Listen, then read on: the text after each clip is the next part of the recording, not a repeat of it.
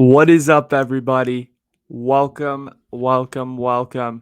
to our newest segment here on the Essential Question Podcast channel, Late Night Story Time. Um, Let me put up the banner. Hold on. No, wait, it didn't come through. Hold on. Let me make it real quick. Please excuse the technical difficulties. We're kind of doing this in the last minute. There you go. Late Night Story Time. Welcome to the first episode of the Late Night Story Time. I'm Anuj, and today, well, essentially, I was thinking the other day, I was like, damn, I when did we get to the age where we stopped kind of hearing stories before we went to bed? You know how like when you're a little kid, you're like, "Oh my god, like I want to hear a story before I go to bed. Mom, like give me a story before I go to bed." And so I was like, "Huh, I feel like people crave this information at times.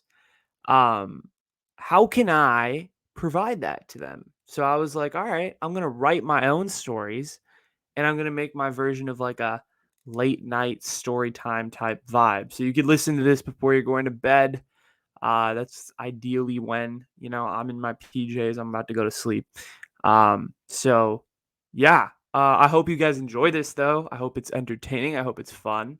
I wrote this story, so I've been actually doing a little bit of writing recently, just a little bit of background. Sorry to go on. I know you guys want to hear the story, but a little bit of background. I have been writing recently. Again, I've started to write. And so I've just started to write little stories that I've been thinking of, whether it be about childhood or, recently or as of last year, stuff like that. So, a little context before I get into this story. This story takes place last year. So this is based off a shift that I worked last year uh, at the pizza place that I was working at. So this is a story based off of that. If you guys are from there, hello. Uh, I hope you guys enjoy the story. And this story is called The Two Emmas. The Two Emmas. All right. So let's get right into it. Okay. So the last thing I wrote about was based on my childhood, but I figure I got to skip around a little bit. The crazy thing about stories is that you don't have to write linearly. There is no direction. You dictate where it goes. And well, I figure that in my quest to find my writing voice again, I could skip around a little bit when it comes to stories. So here's the story of the two Emmas. Last year, I started working at a pizza place, and it was definitely one of the hardest things that I have ever attempted and done.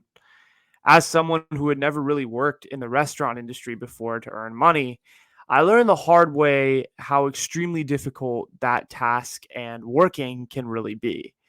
You're working long hours while trying I was working long hours while trying to balance school, balance and while also trying to balance the mere stress that COVID puts on you and everything else. It was a lot. But those were some of the best months of my life for some reason. I have no reason. I don't know why. Ones Months that I saw myself actively change in the mirror. But this story isn't about me. This is about Emma. Well, the two Emmas. I met both Emmas on the same day. It was a 9-hour shift at the restaurant. My legs were getting a little weak, and my shirt was a little stained from all the pizzas that I'd sauced that day. We were post the lunch rush, and me and another coworker of mine were sitting at a table filling up pesto sauce bottles when a girl walked in. This girl, well, I guess y'all know her name. It's Emma. Emma just fits her vibe. So that was the name I decided to give her for the sake of this story. Appearance wise, she looked like every other high school girl. She wore that Archbishop midi hoodie and those classic black leggings that every teenager and their mother wears. And she also had on Ugg boots. Midi, I thought. Either she's a scholarship kid or her parents are loaded. Her dad wore a tucked in dress shirt and looked like he was fresh off Wall Street, so I went with the latter. It was an ordinary order. She got the pepperoni, and her dad got the meat lover's pizza.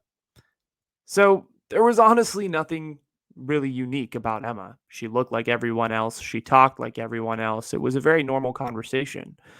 But she had this unique look and aura about her. That's all I really remember. You know how you could see a stranger once and it's like one of those things where you remember the face or you remember who they are because there was some distinguishing feature about them? For Emma, it was her eyes.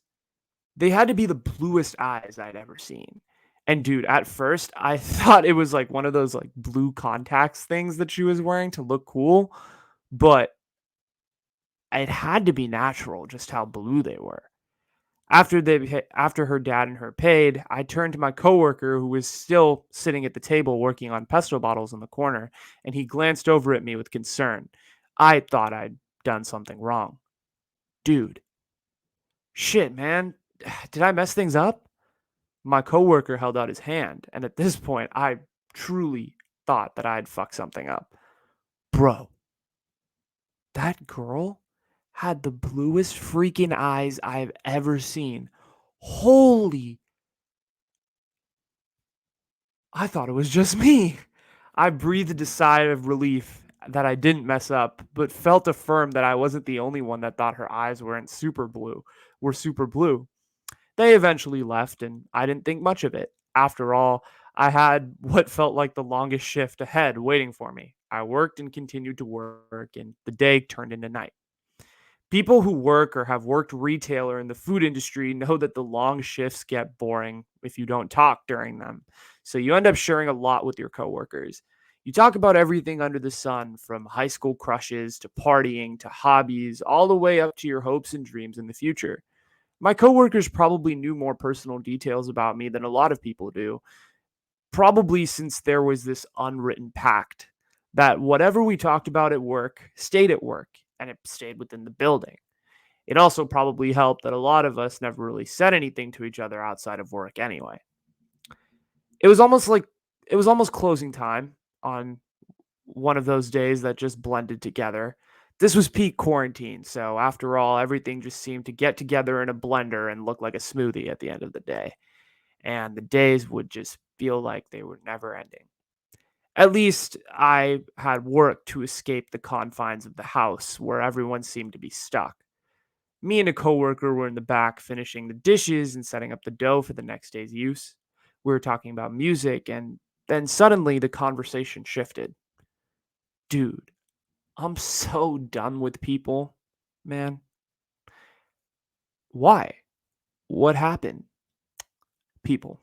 They just annoy me. The coworker I was with was a guy by the name of Matt. This is also, of course, a fake name. He had long hair, but it wasn't long like it was vertical, but puffed out long, if that makes any sense.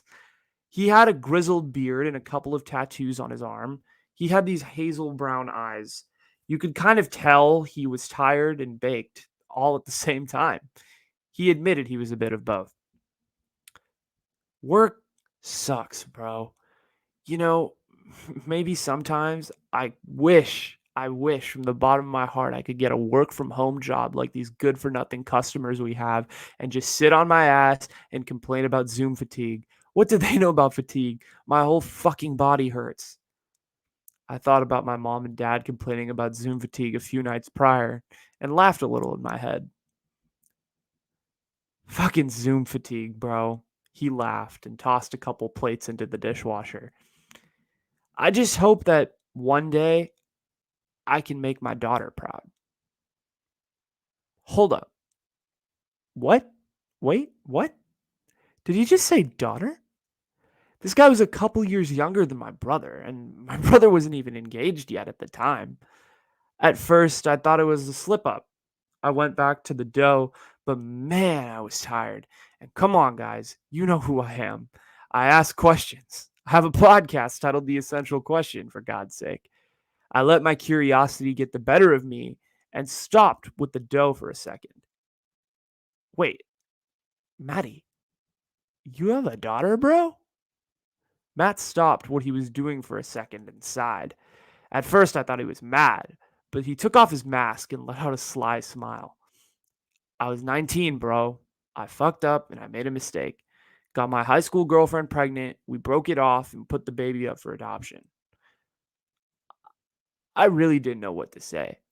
I was 19 and had never been in a relationship in my entire life. I couldn't have imagined what the guilt must have felt like. Got lucky though, because the people who adopted her are super well off. They seem like they have their lives together and live up in Aspen somewhere. I think she's going to have a really good life. There was silence for a while, and the dishwasher continued to run. And I continued to play with the dough to, well, make sure that it looked like I was working, but also to make sure it's set for the next day. I couldn't help but look over at Matt. What's her name? He looked back at me confused for a second, but realizing what I meant, he said, Emma. No fucking way. I thought back to the blue as eyes girl that I had seen that I'd seen that day, and I remembered her eyes looked like the Mediterranean Sea. It blew my mind. He walked toward me and pulled out his phone. This is her, he exclaimed. I saw a little girl who had dirty blonde hair, kind of like Matt, and with the wildest grin on her face. It's the only picture I have of her. But there I saw it again. The eyes, those same blue eyes, they pierce your soul at how blue they are. And all of a sudden, the whole 9 hour shift had come full circle. This amazing little girl and the customer who was standing in line. As someone who loves stories, all sorts of parallels ran through my mind. Blonde Emma and Dirty Blonde Emma, both who were seemingly in two-parent households with parents who were going through Zoom fatigue and had all the materialistic desires in the world. For Matt's daughter, though, she had this whole other life that she had no idea about. Her biological father, that I got the chance to work with, the laughs we shared, and how hard he works to make a living, she seemingly has no idea. Matt looked over at me, pulling his mask over his face. Anuj, I hope I get to see her one day, when she has something to be proud of. I nodded my head, looking down at the pizza dough, my mind racing, trying to process what he had just told me. That night, I sat up in my room, thoughts continuing to race, but one sentiment kept bubbling to the surface. Matt, you're going to make her so proud one day. Okay, and that's the story. I wrote it. It was based on a coworker of mine and just a shift that I had one day at Mod that I was remembering. Um, I said the pizza place I worked at. At the pizza place that I worked at. I hope you guys enjoyed it. I hope it was entertaining. It was fun. Um, yeah, it was just it was a cool story. I wrote it. I hope it was hope it was entertaining. Hope it was fun. Like and subscribe if you like this type of stuff. If you like this type of stuff, comment down below, and I am very happy to make more. But yeah, that's all I have today or tonight. Good night. I hope you all sleep well, and I will see you for some more content later. Okay. Good night.